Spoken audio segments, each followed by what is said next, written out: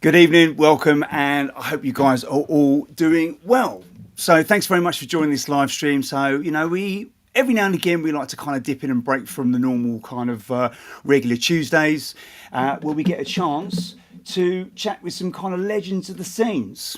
So, for this Thursday, we have been playing supporting some tracks from an album called Warehouse Days, which is by the legendary Micky Finn and Vital Elements, Graham, which is one half of Serial Killers. And I'm going to let the guys talk a little bit more about the album, but as I've said on the live shows, the concept behind it is to take some of those sounds, those samples, those riffs, those vocals, the ones that we know and can nostalgically connect to from back in that era, and give them a modern production. And they've just done an outstanding job. There's some absolutely phenomenal tracks on there.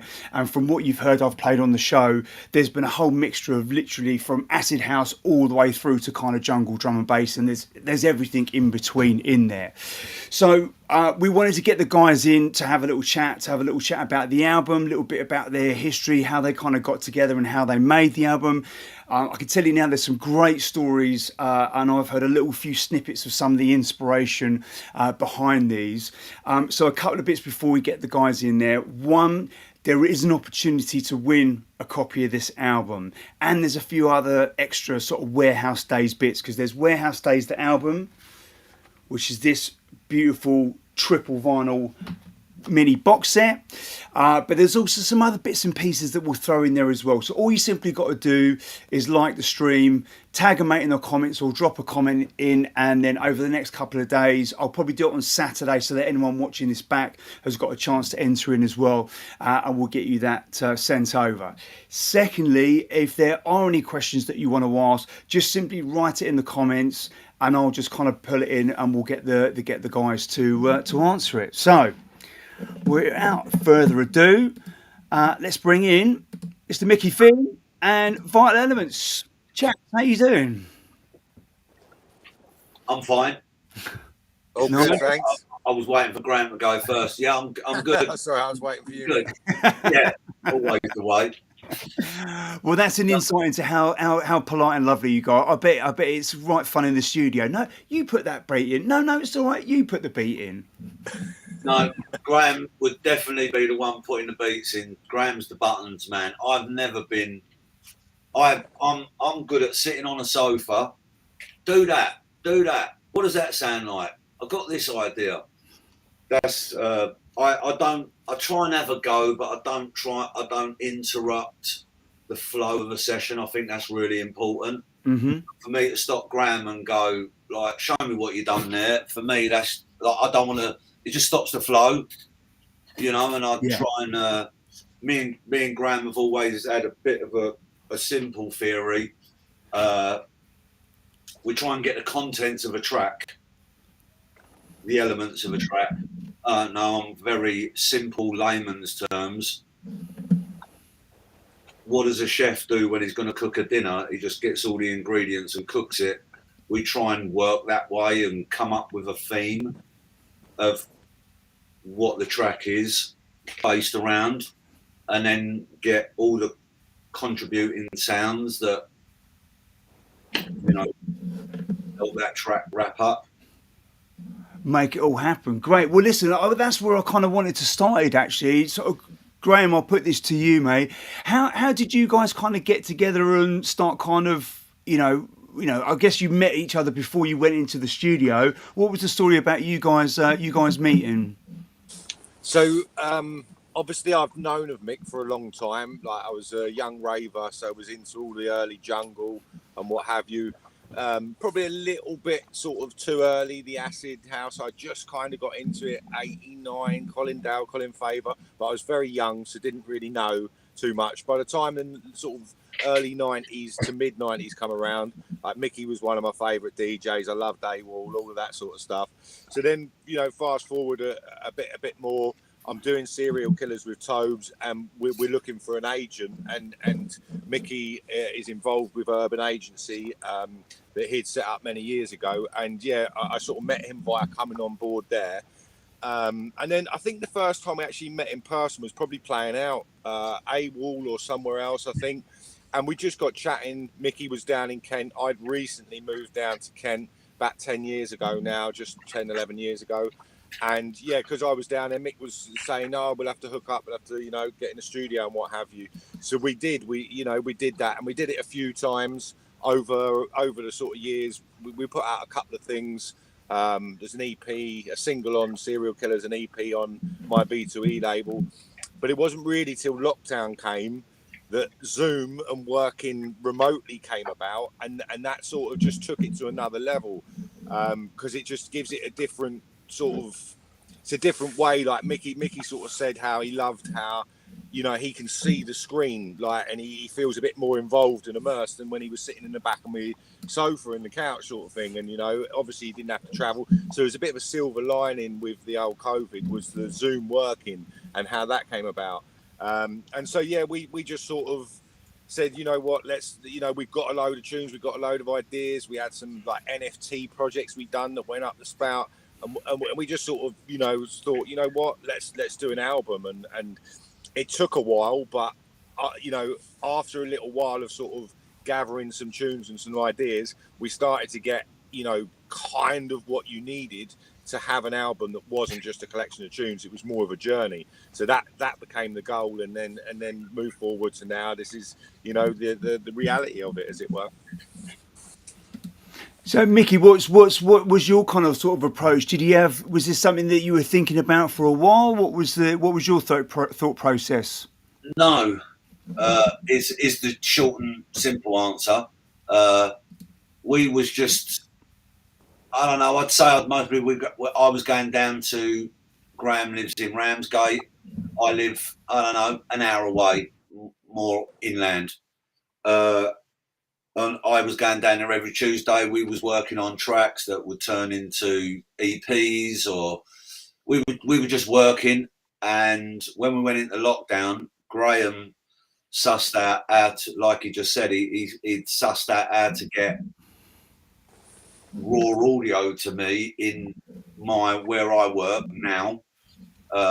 So I basically, once he shares his screen, and for any of your viewers that kind of want to look into it, it's a really cool way of working, because I mean, if I don't move now, even since we come out of lockdown, we now continue to work this way. So I'd say safely 90% of that album, we should be looking for a sponsorship off of Zoom here. 90% of that album was done over Zoom.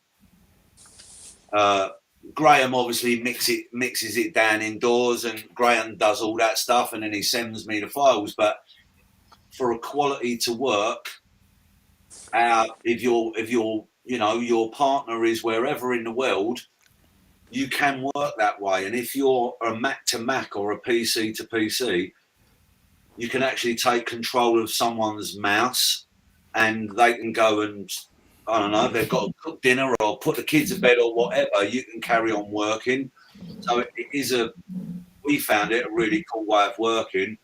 And lockdown happened, and we just thought we were just making tracks and carrying on making tracks and carrying on making tracks. And it was like, okay, we're now heading towards an album. So I suppose the idea was, go on, Jay, I'm jumping the gun, mate, with your questioning. So I don't want to, because you're going to go, I was going to ask that question. So. Listen, this just rolls and flows how it flows, mate. Look, I want to dig into a little bit more about this Zoom thing, because obviously at the time of lockdown, we didn't have any other choice, right? So, if you read some of the articles, we actually kind of went forward about 7 years in technical advancement because we had no other way of doing it, right? There was Zoom lucked out, and Zoom ended up becoming the leader. Prior to lockdown, there still is an app called TeamViewer where it's kind of peer-to-peer control. I don't know if anyone's ever had their internet provider want to take control of their computer. Usually they use TeamViewer, but Zoom just simplified it, Jay, and Zoom become really easy to use. Graham shares his screen. the sequencing program is on Graham's screen, so therefore it's on mine. And like Graham said earlier, I'm now as close to the screen. I'm not sitting behind him. I'm a lot more immersed in the editing and what the track's doing, as in, I don't know, with Graham's studio, because it's quite tight, because it's full up with analog gear. I'm 6 feet behind him, so there's a bit of detachment, you know. You don't feel as involved as what I now do, working over Zoom. Yeah. Yeah, okay. All right. So, look, you know, technicals aside, you guys found a way. You'd obviously kind of connected with each other and found a kind of common ground. What were the kind of early days of talking about this kind of album concept? How did it all come about? I mean, I don't. If Graham don't mind me answering, it got to the point where it was like, okay, we didn't want to just do it. I didn't want to do, definitely, and I know Graham didn't want to just do an album of dance floor smashers or dance floor tracks that just worked. We wanted to have an album that had a bit of substance and told a bit of a story, and we wanted it to work really as a project from beginning to end. So if someone just wanted to press play at track one and all the way to the end, that it kind of told a bit of a story. And the best thing to tell that for me, and why not, is to bring loads of our influences to the table that we've grown up with, because I'm older than Graham, not a lot, just by a year. No, because I'm you know, my influences, I grew up and I like disco, I like jazz funk, I liked, you know, even before the acid house explosion, my dad was into jazz, my mum was a big Motown fan, and we constantly had Motown, Marvin Gaye, Gladys Knight, and we just decided to just bring influences to the table that we've grown up with, even if they're the slightest little slices of music. Bring them to the table, and yeah, you know, the different BPMs, for example. I didn't want to just do what everyone would expect, just 175 BPM. Or, you know, we just wanted it to have a bit of a story behind it. Rave elements, you know, influences through my career, reggae. Just try to be deliver saying I'm very much what's everyone doing, don't do it. What's no one doing, do it. I'm not really a trend follower. You know, it ain't really me. I'm not. I see making music as a piece of art, and an artist is not going to have someone tell him what to paint on the canvas. If people like it, if people don't, you should make music that you want to make, not what other people expect you to make, and follow trends and stuff, you know. Well, that's how you surprise people, right? Graham, so obviously we know Micky's had a very kind of public history, involvement from the very beginning of the scene until today, and obviously, you know, you as a kind of fan was listening to this music. How did you kind of connect with this kind of idea and the concept for the album? What were your kind of thoughts on it? So for me, the jungle stuff and the drum and bass stuff, like, there's a lot of connection there. Some of the earlier stuff took a lot more of me really trying to get mixed direction, because I hadn't had a lot of experience in it. I think I'd done it, to be fair, the only other thing apart from sort of D&B releases was the 140 EP we did for your label quite a few years ago as Serial Killers. Other than that, I haven't really had a release that wasn't drum and bass. So for some of those sort of earlier sort of tracks and ones that are sort of taking influence from elsewhere where I wasn't so sure. You know, I was really dependent on Mick sort of trying to get what he was after, what was in his head, trying to get that over. So they were a little bit more tricky, but I think they, you know, for me they were really enjoyable to do because it was so different from what I was used to doing, and it's something fresh and different that I hadn't done. So I'm really like, I mean, a couple of them, to be fair, I'm kind of proud of them all and how they've come out, because they sort of show a sort of slightly different era of earlier and other genres than what I'm used to. So the tracks like Western Heights, The Chant and Ayahuasca, for me are real, you know, golden gems on that album. And I'm quite proud of them, especially Western Heights. I really like how that come out, and how that was connected to sort of Micky's story as well was, you know, quite a sort of like beautiful story, and for Mick quite emotional, and yeah, for me quite sort of, you know, I felt quite proud to be able to help him bring that to reality, as it were, you know. Well, do you know what, Graham? That's a beautiful segue, because that was actually going to be my next question. Was Western Heights. Now, I'm really intrigued. Like Micky, you've kind of blessed me with the story to this, but I really want to share this because I played this as the first track on the show last Tuesday, and just played the extended mix in its full kind of 8, 9, 10-minute kind of glory. I'm still convinced that that's you talking. I know it's not, but I listened back to it again. I was going, nah, that is Micky. That's definitely Micky. I'm sure it is. No, it's not. But you know, just if it was me, Jay, you would have heard the singing coming through. Nice. Yeah. But you know what? I've never seen a connection to quite like this when I played it. I just played it, and it's great because you get the kind of comments on screen, and I hope you can go back at some point and have a look at it. There was I'm actually getting goosebumps.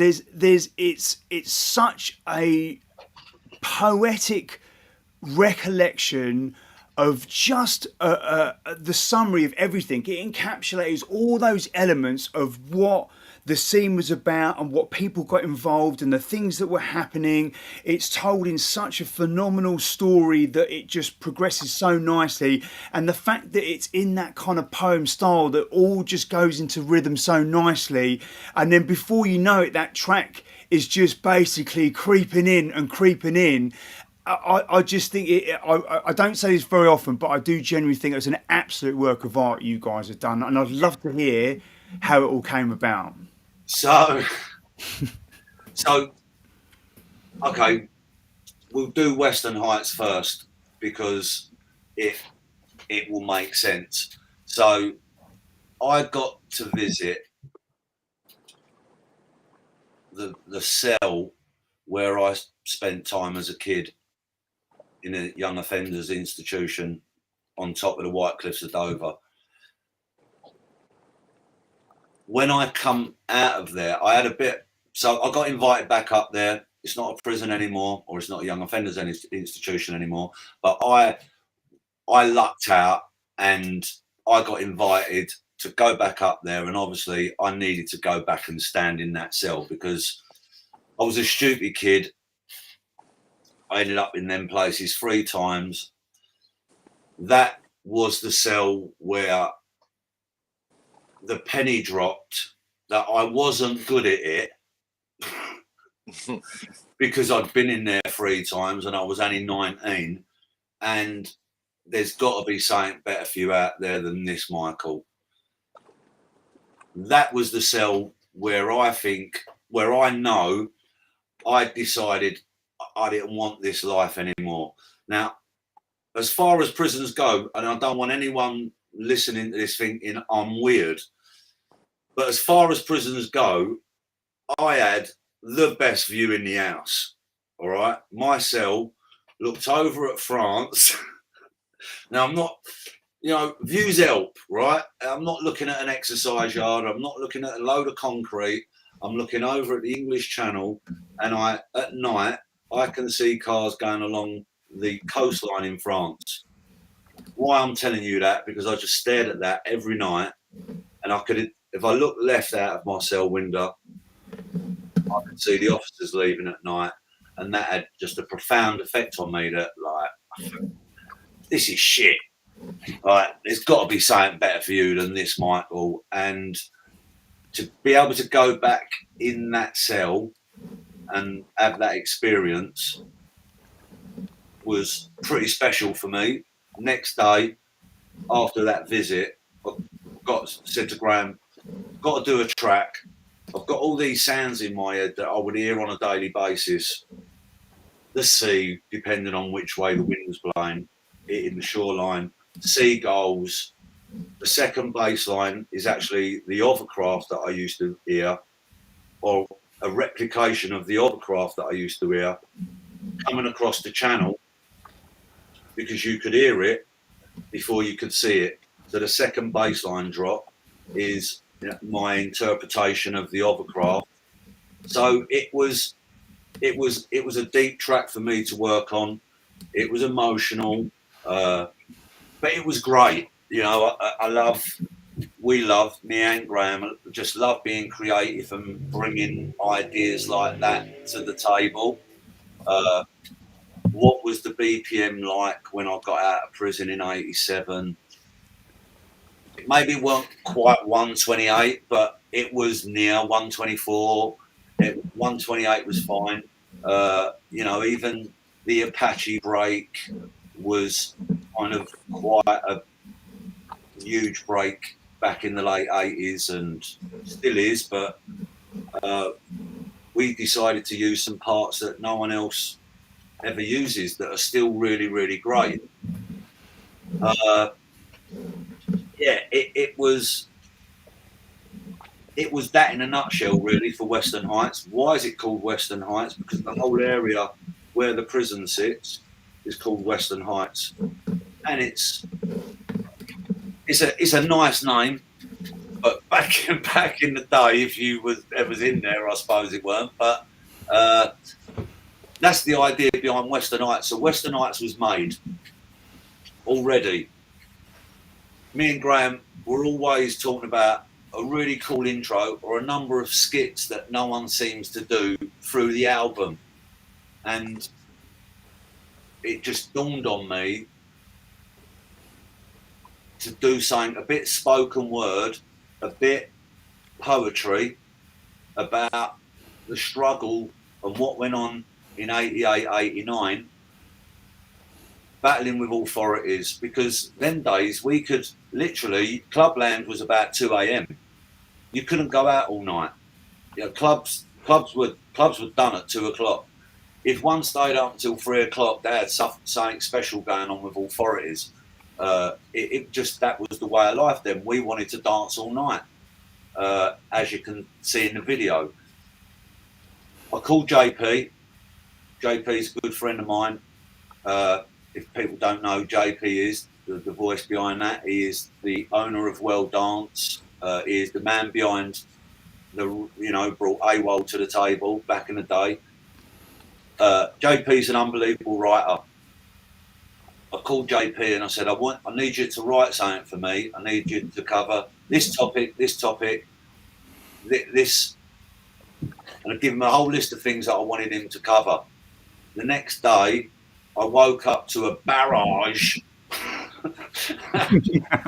not a couple of paragraphs, but a barrage of, I mean, he's an unbelievable writer. We done some backwards and forwards, done some tweaking to it, and it was done.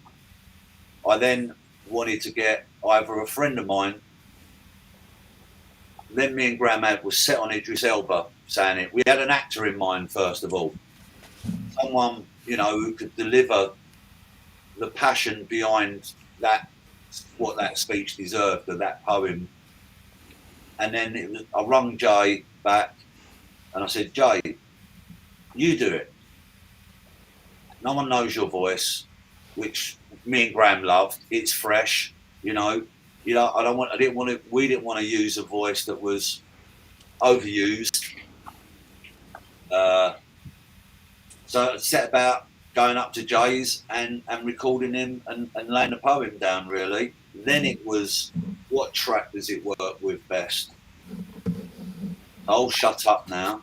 No, well, that's interesting actually. So the before we'd even thought about the concept of what track and style, obviously it sounds like you thought about the BPM, but this spoken word bit was that was it. That was the driving factor. Yeah, we wanted it as the intro, and we come to a decision that what suited it for me as an emotional attachment was, this is where my life changed, come out of prison, and I got into music. Western Nights needs to be the first track because that's the for me, you know, that's the transition of that life to this life. And it's the idea come from me going to visit my old cell, and it just seemed like it was written in the stars, to be honest, to start with Western Nights. And I like the fact that if people expected us to start with drum and bass because maybe that's what we're more known for, I always like to flip it if possible. And Graham, I'd love to get your kind of thoughts on this because obviously, you know, it talks very deeply and passionately about the kind of challenges and what was going on in that era. What was it like for you, you know, listening to this and working with this kind of intro? So I was really into, you know, the cultural movement at quite a young age. So I think in 87 I would have been 10, in 88 11, and literally at 11 years old I was having my schoolmates take the mickey out of me because I was listening to bleeps and what sort of was called acid bleeps sort of thing. So I was kind of into it, but I was very young, so I obviously wasn't going out to the free parties. And then as I got older, towards the age of 16, I started to go out to free parties, to things that would be in the woods in Chobham Common or somewhere. And, you know, I learned the history of it as I progressed through my sort of teenage years into my young 20s. Obviously, I had a real passion for the music that was driving me to make it my career as well, sort of thing, and want to get into it. So I sort of knew the history. Now, when Micky come with that recording, like we'd seen JP's words and written words before. When he come with that recording, like we were playing it, and we were starting to load it and talk about, you know, where to put it with, how we can put it with Western Heights. Can we make an extended intro sort of thing? Like, like listening to it, you were getting goosebumps. It was just like literally before we'd even done anything with it. It was that so well captured and you know, so well written and spoken that it just captured everything. So everything we've done from them has just been enhancing it really, and you know, turning it into the intro of Western Heights was just it just worked. Took a little bit of you know, knocking about to get right because it wasn't recorded to a BPM, etc. But it just worked. We just made it work, and it worked. And then when we did that video that you were playing there on Facebook, I think the one on Insta's over 100,000 odd views now. That just like it took us a while. That took probably more than the track, to be fair. Yeah, but it that did. just encapsulated it even more. And it's like you're saying that first track and the video and the speech, it's a piece of art. It's a piece of art that documents the history of UK, like, you know, dance music culture that has kind of gone on to be like £1 billion industry for the UK, with genres in every single different field. You know, it's just, if you look back to then when it started to now, it's just magical, and that encaptures it all from the beginning days. So it was, you know, it's literally, I'm getting goosebumps talking about it now. It is such a special capture of a moment in time. Agrees, 100%. I mean, you could mostly, to add on to that, I wouldn't even just say the UK. I'd say the world.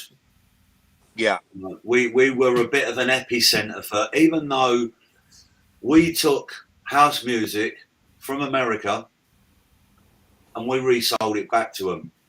Like that's the truth. Yeah. Like, that's the truth. it was labels, tracks. Like, I don't know if you've got people that can go back to '87 when house music, '86 when house music first started. You had certain labels over there who would openly say if it weren't down for if it wasn't for the UK having that big explosion, our labels were about to wrap up. You know, we took a music off them that was struggling in their country, in America, and turned it into this massive, you know, acid house rave culture, which made them go and repress records. And so I would say that whole, if you want to call them raves, what festivals are now, you know, we can look at what goes on at Glastonbury and in that common area, Boomtown, Cream, any of the big major festivals, their blueprint is based on what went on, warehouse parties, illegal parties in a field. I'm personally proud. We never knew it back then, but now, you know, 30 odd years later, we can now say you're proud to, we was a part of that movement that fought the police. And I can remember, no joke, people needed to get into these parties so bad that they weren't waiting for this queue of traffic. You looked to the right and it was like something out of Mad Max. Cars were 10 abreast across the farmer's field, just ploughing towards this party. Honestly, sadly, you feel sorry for the farmer and the villages that got upturned, because some of these parties were, you know, they were deals done with farmers in the middle of nowhere.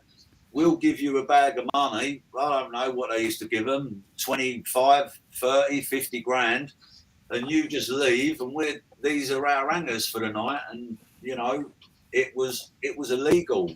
And it was a lot of stuff that you see in the videos where it was very cops and robbers, cat and mouse, like that. They were called the No Party police group that they made just to attack illegal parties. You know, there was a full-scale operation going on by them, which also meant that there was a full-scale operation going on by the likes of JP, World Dance, Genesis, like Andy Pritchard over at Genesis. You know, it was, you had to be smarter than them. And yes, there was a lot of business in it. Was more fun than business back then. Now it seems to be very business. You know, it's everything's and it's safety and stuff. I totally get that, but everything's by the book. It's all business, and the authorities have made it that way, I guess. So let's. I think that I'm going to ask if anyone's got any questions, please just pop them in the comments and I'll fire them across. But while we're just seeing if anyone has got any questions, I wanted to take a little bit of a flip back to the name of the album and the name of the label. Now, Warehouse Days, I guess it kind of writes itself as to why you called it that. But would love to hear from you guys. Like, what's the thinking behind that? Do you want to go, Graham? Yeah, go for it. So we did do a track. I'm gonna like this roll up. Say that again, sorry, mate. I'm gonna like this roll up. It's a roll up. Wink. I can see it in your hand waiting. So yeah, we did do a track we called Warehouse Days that in the end became Back in the Day. We changed the name. But because that sort of track name was sat there for it was one of the early ones we did, maybe going back 4 or 5 years now.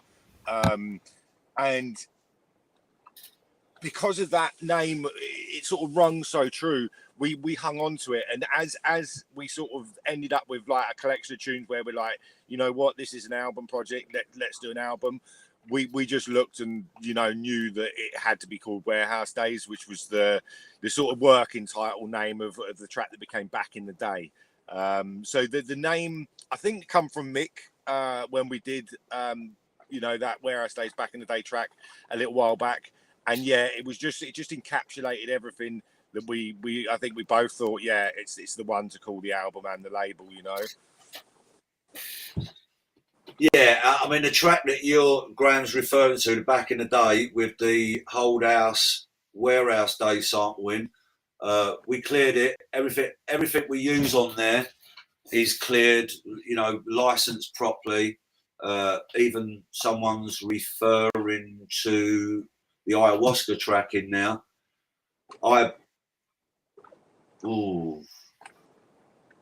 And the 432 track, we licensed that from a documentary maker as well. Just wanted to do things properly, Jay, really. So, one, so they get paid. And two, you've got so much stuff going on with the algorithm stuff now where if they're not licensed properly or you're being a bit dodge, what's the point? You need these things to be up there digitally. It's a shame. But that's the way it's got to be. So yeah, the label, we just think it's a powerful name, and it covers what we'd like to do after the album is carry on. Maybe it's an idea that we've got is to take old house tracks, re-release them with potential remixes at different tempos. So we wanted it to have a bit of substance about it that we can carry on. The last thing I wanted to do in my life right now is run a record label, if I'm brutally honest with you. But here we are. I mean, Graham's a lot more in tune to the digital and how the digital world works. I was a bit more, when vinyl was about, I kind of knew how the game worked, let's say, how the industry operated. And with a digital world, it just seems like you have to do so much more. It's unbelievable. This has got to be placed there. That's got to be just like, how much work you got to do for a single. But I'm getting a bit used to it. Or yeah, single, album, whatever. They all take a bit of graft, and the digital world moves fast. New inventions, new apps, it's. I can't sign up to one more platform, please. I like making the music personally. That's where I'm most happy, if I'm brutally honest. Are you muted, Jay? I can't hear you. Apologies. Yeah, I was. Thank you very much. Cheers. Give us what was one of the tracks, Graham? I'll ask this to you. What was the most fun track that you really enjoyed working on, and why? Oh, okay. Well, cool. It's hard to whip it down to one. Pick your favourite child, because there's a lot of different ideas in there. So I love doing the old jungle stuff and stuff like Life is a Dream and Soul Man. There was a couple of tracks on there as well. Expanse and Lost Without You. I mean, this is more on a producer level. Quite often the producer's favourite track is the one that sells the least. And the one that they don't like is the one that does the best. But there was a couple of them where Mick came with, because we had a lot of influences using old breaks and stuff. And then there was one session where Mick sort of said he was chatting to the guys at Loop Cloud, and we used a good few vocals from Loop Cloud, from Luke Masters, that sort of setup there. We used them. A lot of people, some people get a bit controversial about that, say, you shouldn't use them and stuff. But for me, creative sampling has always been part of the music. And if you're just using that and doing it and doing nothing to it and literally everything's from a sample set. Yeah, okay, you're taking the pee a little bit, but if you're creatively doing stuff and making loads of other stuff, like for me, it's all part of the, it's all part of the ingredients, shall we say? So yeah, there was a couple of tracks that we ended up doing from when Mick came to a session, and he said we've got some. He was chatting to the Luke Cloud guys, and he said we've got some new breaks album, like sort of sample CDs out, as it were. And it's just sort of break beats, like funk break, soul break, that sort of thing, and thinking of like, well, how was it done back in the day? Look at all the classic breaks that sampled your things, your hot pants, your amens, all this. It's all old breaks that are slower, that have then been sort of pitched up or sped up, mostly pitched up, to get to the sort of new tempo and to work at that. So we did a couple of tracks with these. We just downloaded like loads of the breaks, was listening to them, nice ride in that, yeah, that's nice, and we ended up sort of like recreating like you would with the old jungle breaks and the Rex player, all of these just sort of brand new breaks that had just come out for funk breakbeat or whatever pack it was. And it was really interesting how they came out and how they still had that sort of the vibe that you wanted, that jungly sort of deeper sort of rolling vibe that you wanted, but it was completely new breaks, and it was really like piecing together one little bit from one bit from another, maybe just cutting them up and stuff and really using them. That was great fun. I really enjoyed doing that. But yeah, there's a lot of tracks on there that have got different, you're not doing the same thing every time. So for me, that I always find that interesting. I hate sort of making the same track again all the time. I don't use templates too much. I like to do everything original. It kind of does people in that work me sometimes. It takes a bit longer, but for me, that's what I love. Nice. What about you, Mick? Have you got a particular track that stands out for you? I suppose on a personal level, Western Heights, but there's a couple on there that I suppose start off a bit cinematic, a bit more journey rather than bang, build up. I like Travel East. I like the Spider thing,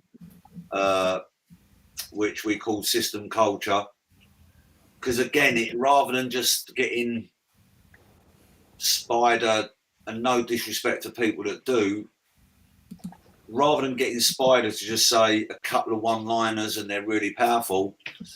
Again, I had a conversation with him and told him what I wanted him to write about, and we kind of toed and froed. So again, it tells a bit of a story rather than just that hit powerful couple of lines that we wanted to build a song rather than saying it was just a hook, really. It's clear there's a lot of thought and passion gone into this, and it sounds like you guys have been working on this for a number of years. This isn't just a few months project. There's been a lot of investment gone in there and thought about it. I'm going to give you one of my favourite tracks, Funkadelic. I just love that. It's got that real sort of kind of 96 vibe to it, but it sounds like it's done today. What was that like to get in the studio and pull that together? Graham? Yeah. Oh, sorry. Go on. I love doing that one because, yeah, that is exactly that. It's the 96 vibe. And that's when I was really sort of going out raving. And Micky was working a lot with Aphrodite. Their tunes was like, just literally like killing the dance every time you're going out. So that was a real nod to that rolling era. Funk sort of samples and, just taking things from hip hop and funk and bits and pieces and just getting a real rolling, head nodding sort of tune that, is not all about the drop. It's more about the journey and the dancing to it. But, it still drops pretty hard like they did back in the day, just not quite to the sort of standard that things do these days with their 56 fake drops and stuff like that. But yeah, it was a real fun one to work on. That I really enjoyed that. That's an era that represents like a real, you know, like literally me being 18, 19, so a real golden era for me. And I think we wanted it to kind of have a bit of a story, so like before the drop. So it was, I don't know, our vibe, our theme that we were talking about earlier that we bring to the table is almost like 90s hip hop, New York vibe, you know, half tempo. And yeah, Jay, it was meant to be a 96 kind of era track with today's production on it. So you kind of nailed it. I just hear a lot of stuff, and it like, and I've seen a few people in the comments saying about it that people fall into a bit of a same template, same drums, track starts sounding the same. I just would like clean sheet each time, you know. It's all right, if, I suppose, on the production side of it, if your snare's always in 2-channel and you have some preset around now on to help you out with your mix down, so you don't have to keep. But as in your arrangement, I'm with people in here. I'd rather just start fresh each time. Well, it's clear that formula's worked really well. So look, I'm going to offer out one last chance if anyone want to ask any questions. But before we wrap it up, I'll just want to say, look, you know, you guys, I think have done an absolutely outstanding job with this album. I think we've played about 5 tracks so far on the album, and there's plenty more to get through. But obviously, this album has probably been wrapped up and done for a little while for you guys. So what's next on the agenda for Warehouse Days, the label? You guys got anything in the pipe work for what's coming up next? Yes. Yeah, I mean, I suppose that's kind of been wrapped up since sometime last year. And it's just took time, you know, vinyl takes time to press now. It's took time. But yeah, we've got a load of new tracks that we've got in the arsenal, and like I said before, we're going to look at trying to license some of the old classics that was just way too far ahead of their time back in the day, and release them as what they was then, and potentially get remixes done of them. Nice. Well, that's the other. It was one of the sort of last questions I was going to ask you. Is have you guys thought about a potential sort of remix project for the album? Have you got your eyes on anyone that you think would do a good job on certain tracks? Yeah. We won't disclose nothing yet, but no, we are. Yeah, we do talk about it, and previous tracks that, you know, that was out on Serial Killers that me and Graham have got as well. So yes, we are in talks with each other at the moment. No one else. Nice. Well, that is definitely good to hear. Well, look, I really appreciate both of you guys taking time out of your busy schedule to have a chat with us. I do think it is an absolutely phenomenal album, and and like you said earlier, I love the fact that it actually is a bit more of a journey. You can just put it on and play it through. We're not kind of rushing to get everyone to the dance floor in every track. There's a story, there's thought, there's passion, there's different styles and elements in there. You know, it's really kind of covered everything. And I think all too often you do hear albums, you think, oh, this sounds great, and I'll play tracks 7, 3, and 2 out for the next 3 weeks, and then it's all gone and you've forgotten about. But this feels like something that's going to be around for a lot longer than that. So, yeah, well done to both of you. Thanks. Yeah, thanks first of all, but that was a big part of.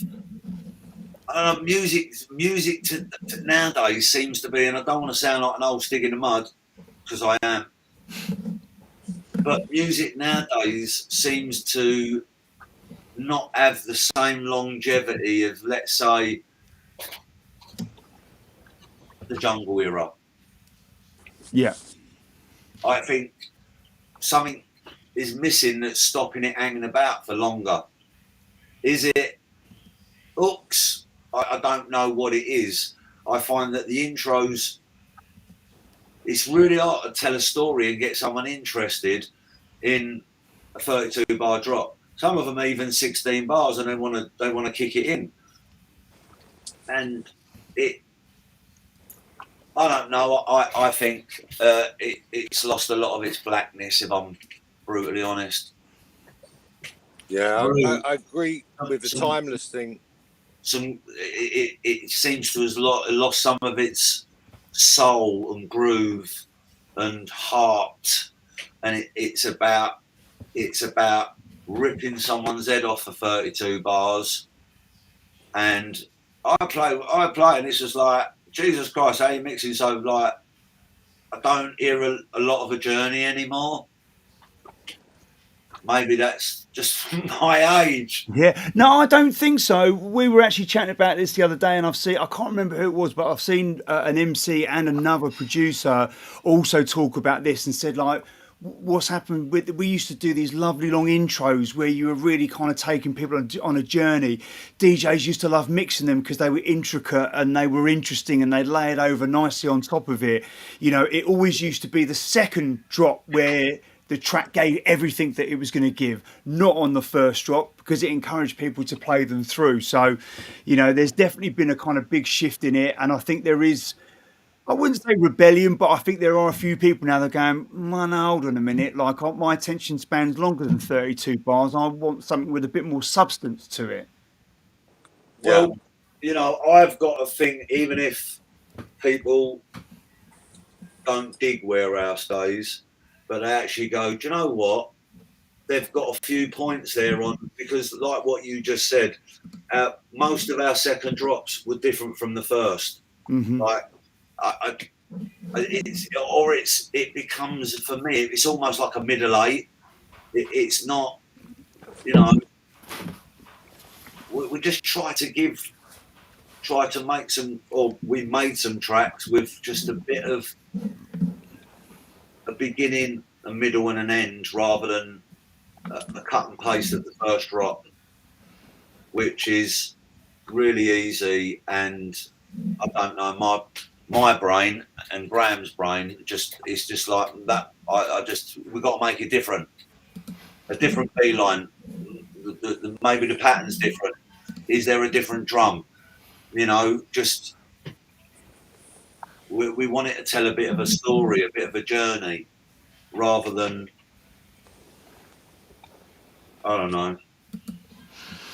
Just like there's people in the comments, like, there's tracks that are 3 minutes odd nowadays, and if you think back in the day, and I'm not going back in the day mad, but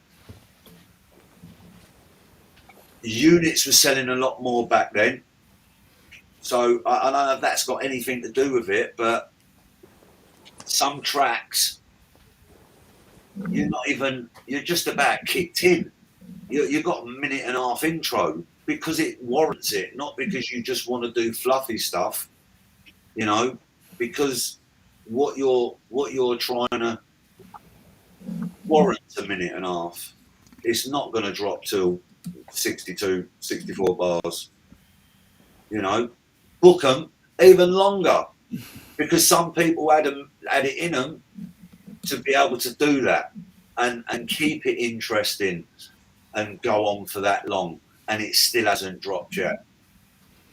Tracks are over nowadays. I mean, I'm getting things now that have actually got a 2 in front of them, and you're like, is this finished? Or you send it. Like they bounced it without the locator at the end. Yeah, but that's how short tracks are nowadays. It's like, wham bam, thank you, man. And has it got a longevity if it's just going to stay like that? No. I agree with what you're saying with the longevity and the timelessness. For me, it's always been important. Like, as the stuff we do as serial killers, like, I still do well, if not better, out of stuff that's older than new. And then when we make something new that hits, 5 years down the line, it's still doing well. 10 years down the line, it's still doing well. Like, I don't know. I just don't see the point in doing it unless you're trying to make something that is timeless. And that's clearly not what Warehouse Days is about. So I am very much looking forward to following you guys on this journey. I'm sure you guys are too as well. It's kicked off with a brand new label, Warehouse Days, from you guys, with an album called Warehouse Days. That is, from what I'm seeing, people are absolutely loving it, and I think they're really enjoying the journey that you guys are taking them on and the stories that you're telling them on with the track. So, like I say, looking forward to many, many more of those for sure. Thanks, Jay. Cheers, Jay. Nice one, guys. Well, listen, once again, thanks very much for your time. I really appreciate it. Just to kind of recap for those that are listening, you can get this from the Night Force website. I'm going to take it off there. I've popped a link in the chat in there as well. So there's the 3x12-inch vinyl, and you get the digital with that as well. And that's all of those tracks that you can see on the screen. For those of you that have shared or added a comment or tagged anyone in there, I will kind of fire over or pick a winner on Saturday for a nice little package for you. Micky, there's also a USB, which is kind of the cheapest way to buy the WAVs if you like WAVs and you're a DJ. I think it's 25, and you've got all the tracks and bonus tracks. Yeah, that's sorry. I was just waiting for you to stop, Jay, to basically just say what Graham said. But there's 10 bonus tracks on there that there's a few different mixes of tracks that's on the project, but then there's a few little nods to the house scene, the reggae scene, lovers rock scene. So yeah, there's 10 bonus tracks on the USB that basically they're the only places that you're going to get them. They're not part of the project. So it's not to force you in to go to buy the USB or nothing. No, but please do. No, that's yeah. We just with the digital thing. They like, I don't know, what is there? 12? Was there 12 on each album? Yeah. We just ended up with so many tracks, Jay. Yeah, right. We couldn't put them on one. Yeah. And it seems like you don't want to put, more than 12 on a digital album. So 10 bonus tracks for the USB. Nice. Absolute legends. Well, guys, thank you very, very much for your time today. I really do appreciate it. Best of luck with the album and all the future projects. And yeah, I'm sure I'll see you around again soon. Thanks, Jay. Thanks for your time, mate. Yeah, just to point out to the person in the chat room, it's not a tape. It's a USB key that looks like a tape. And do you know what? It caught me out because Chris sent it to me, and I thought, oh, this looks so good. And it was sealed. And I thought, I don't want to take it off. My cassette player's up there. And I thought, well, I'm not going to play it. And I stupidly did look at it. So I kept talking about it on the show. And someone put a comment going, Jay, it's not a cassette. It's a USB. I was like, oh, I've got to open it now. But there you go. So look, there's in fact, hold on. Let me get me full screen. There you go. So look, there's the cassette that's inside there. And then, lo and behold, you do a flip. The cassette, I mean, we could have went for many a jazzy little USB key, but again, the cassette, right down to that, is basically a nod to the old days and basically how important the cassette tape was to building our scene. So it's just all little nods, and that's why we use the cassette rather than some tasty, Yeah. Well, funny you should say that, because I literally put up a video last night just talking about cassette tapes, because I went through my old cassette collection. I was like, oh my God, I forgot I had all these, and just the nostalgia and thing it brought back in there. And it got me thinking that, cassettes were just a lifeline to the scene. Like, especially when I was like 13, 14, wasn't old enough to get in any clubs. You had to go and buy tape packs or listen to Pyro.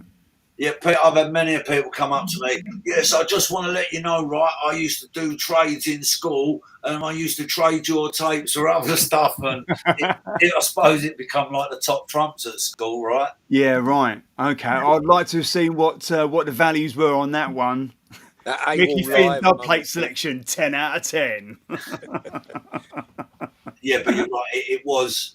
It spread our sound, you know, to corners of the world, let alone corners of the country, and you know, it definitely exported our sound to, you know, Canada, Australia. Yeah, So the old cassette tape helped our scene huge amounts. yeah. Them's the taste. So yeah, amazing nod. I love that. I've never seen clearly a cassette tape that's actually secretly disguised as a USB. So kudos for that. I know that looks fantastic. So there you go. You've got the records that's upside down and the cassette, which is back to front. God, you'd think this is the first time I've done this. Jesus. Right, nice one, guys. Thank you very much for your time again, and yeah, good luck to everyone on winning the Warehouse Days bundle. And if you haven't checked it out, what are you waiting for? Go and do it now. Cheers, Jay. Cheers, Jay. Thanks.